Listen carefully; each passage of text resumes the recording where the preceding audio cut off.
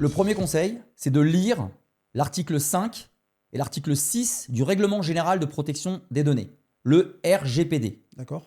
Puisque le RGPD, c'est comme les frites McCain. Tout le monde en parle, personne n'en mange. Il suffit de lire l'article 5 et l'article 6 pour comprendre que toute donnée qu'on collecte sur un collaborateur doit être expliquée vis-à-vis de ses usages, de son stockage et de tous les traitements qui vont pouvoir advenir dans la vie de la donnée. Ça, c'est l'article 5. Et l'article 6, c'est que toute donnée qu'on demande à un collaborateur, on doit lui demander de signer son accord à son utilisation. Premier conseil.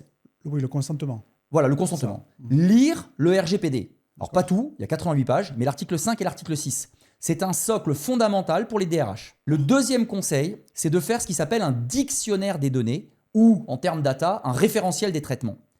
C'est-à-dire d'avoir une base dans laquelle toutes les données de l'entreprise, date de naissance, compétences, nom, prénom, adresse, poste, etc., toutes les données qu'on utilise pour gérer une entreprise, les postes et les personnes, sont recensées. Donc il faut un dictionnaire des données, et ce dictionnaire des données doit être structuré de la façon suivante.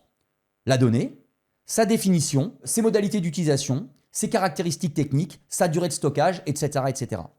Donc il faut également élaborer un dictionnaire des données. Le troisième conseil que je donnerais, c'est de créer un lac de données. Donc un lac de données, c'est là où on va stocker toutes les données. Et ce lac de données, il va être nourri par les différents systèmes d'information de management des talents.